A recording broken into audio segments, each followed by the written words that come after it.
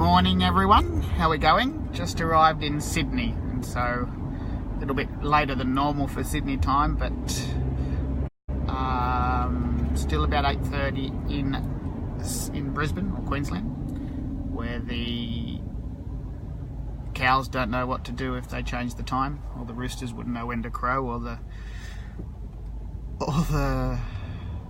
curtains would fade with the extra hour. That's why we don't do daylight savings up there. Morning, Sue. So I'll talk about vendor finance this morning, just while we're on the way going across to Neutral Bay to see Brandhart, who's working on our brand.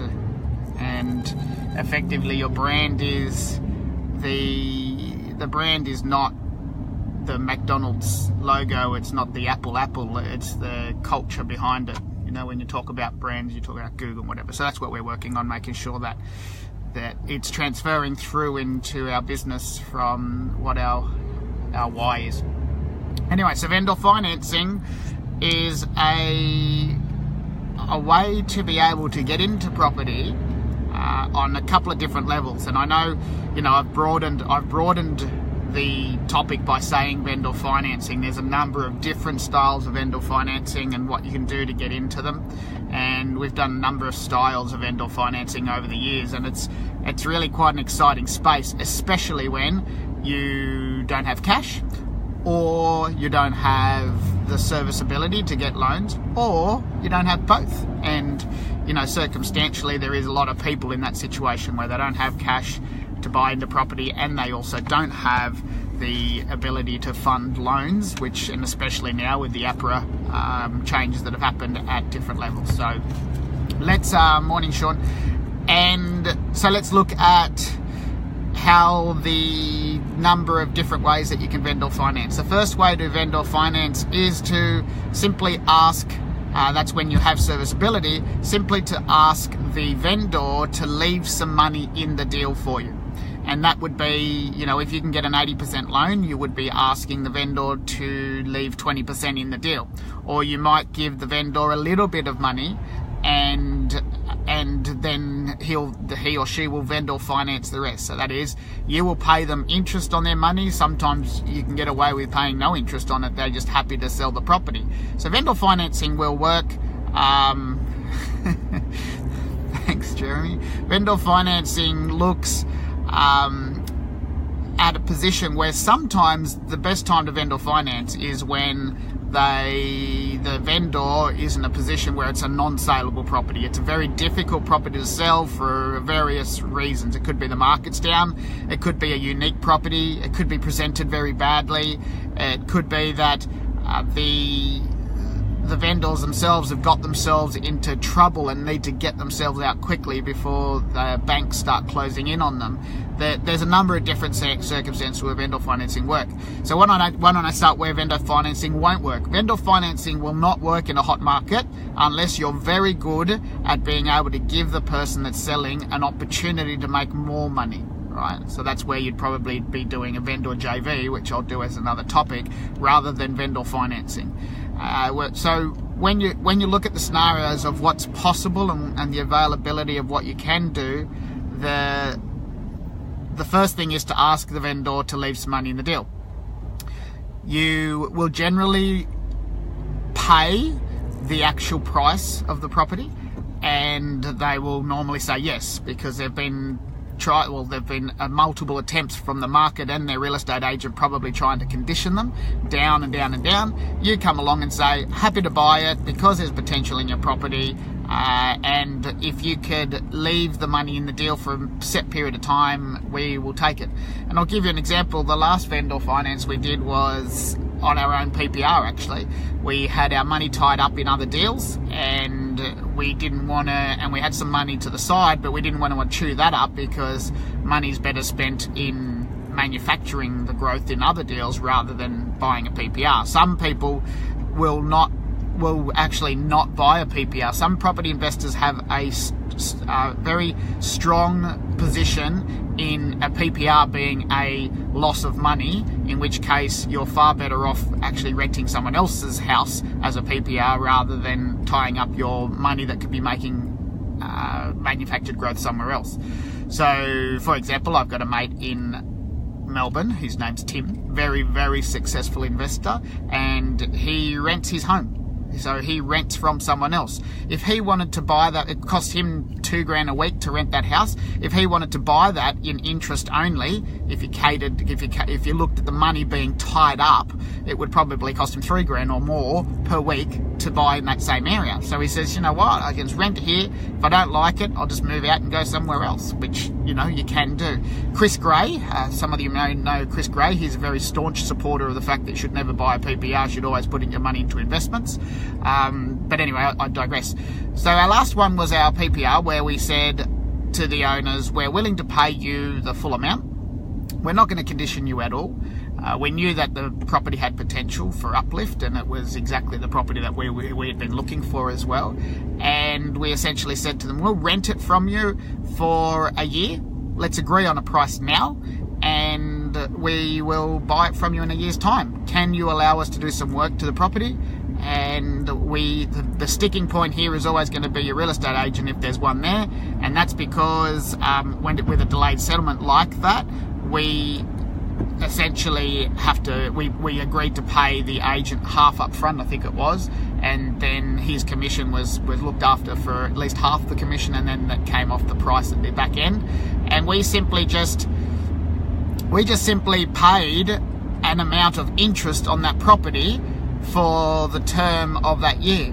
And when we worked it out, it was actually, because it had 2 dwellings on the property, we paid them, I think it was $750 a week or $700 a week, $720. We rented the granny flat for $300 or $350. So essentially we were paying $350 a week versus the interest cost of $1,000 a week. So to rent a house for $300 versus $1,000 a week in cost if you owned it was a far better opportunity for us, so we could make money somewhere else on an investment.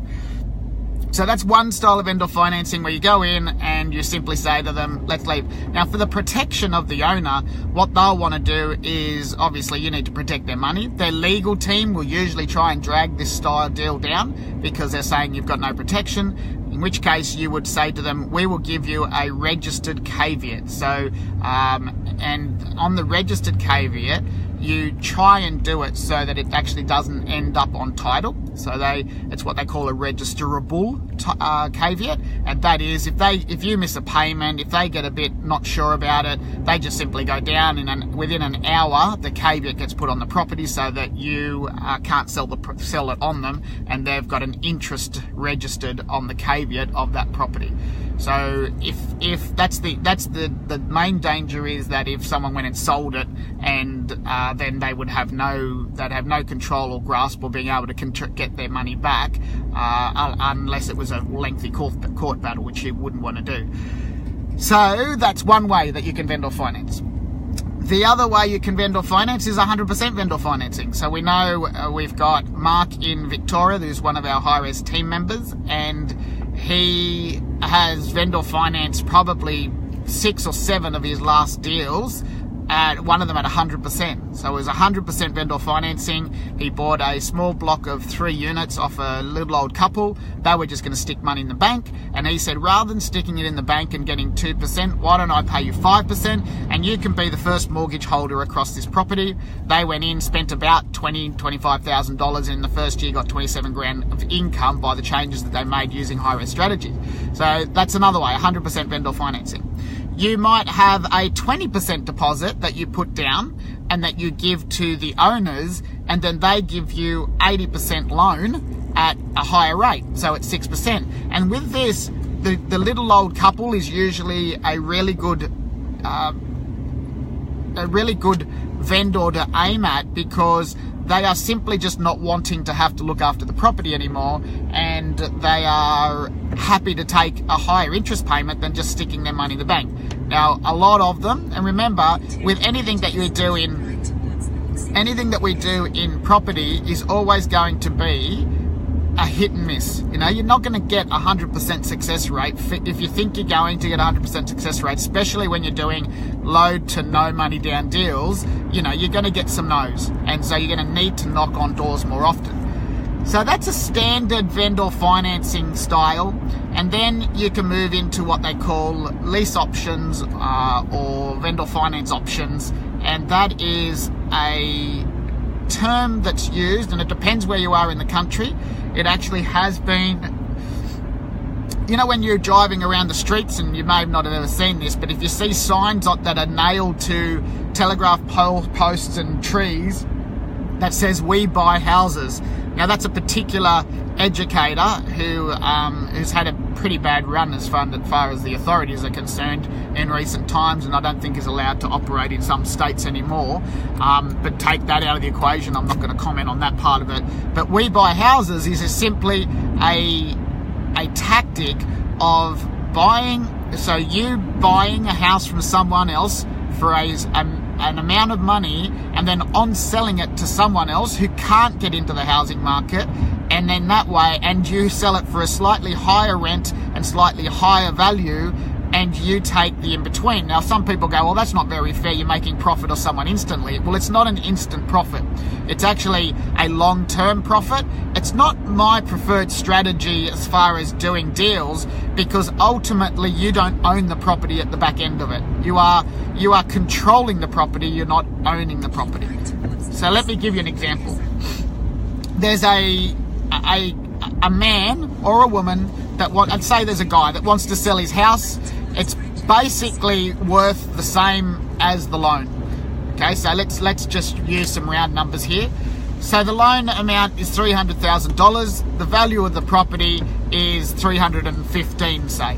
Okay, so you see it advertised on Gumtree. There's a number of different sites around that actually specialise in advertising this style of property. And so I'd go along, and let's call him John, and I'd say to John, "Hey John, I see that you're trying to sell your property. If you sold it for $315,000, how much would your loan be?" And he'd say, "Oh, it's about $300,000. Okay, so by the time you've sold this and paid your agent, how much money would you have left over?" And you essentially would say, it would only be, $10,000 to $15,000 after paying an agent. You go, right.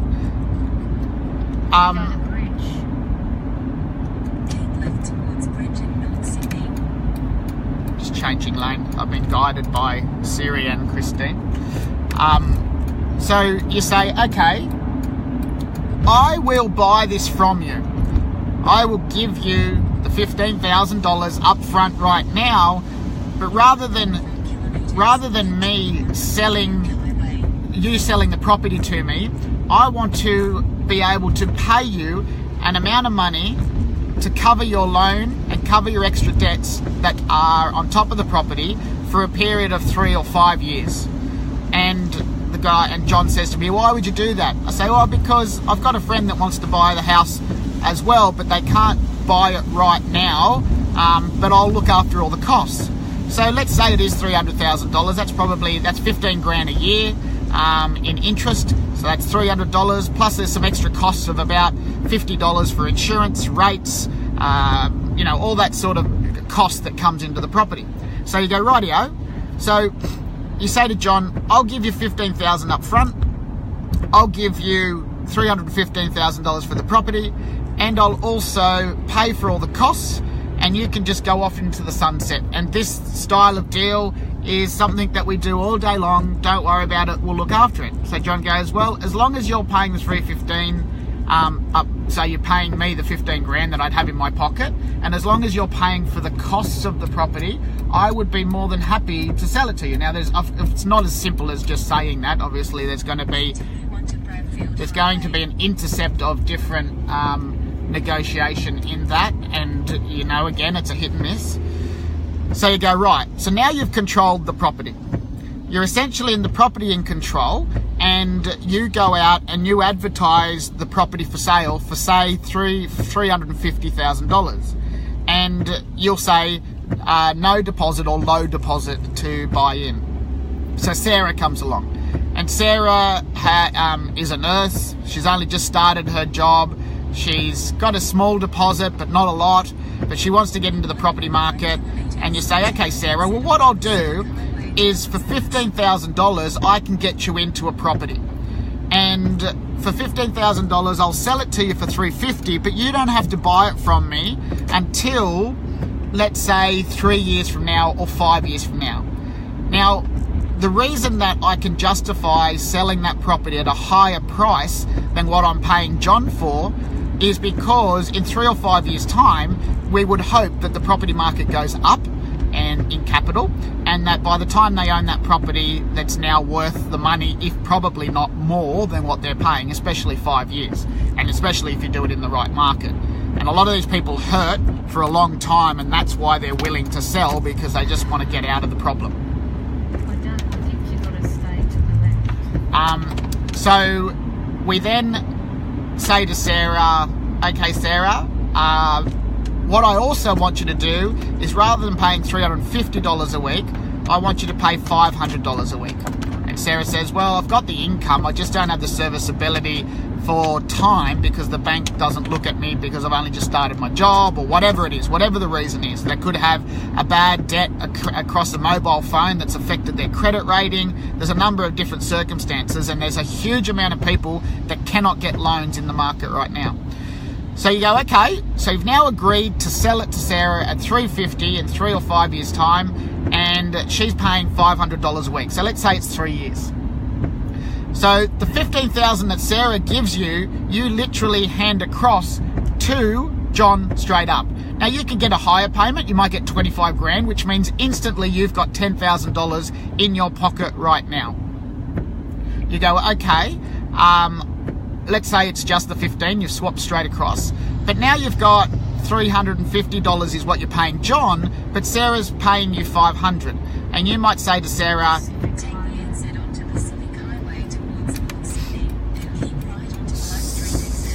so you say, okay, I will be getting an extra $150 a week. And you might say to Sarah, for the extra $100 that extra $150, $100's going to come off your end price. So over 3 years,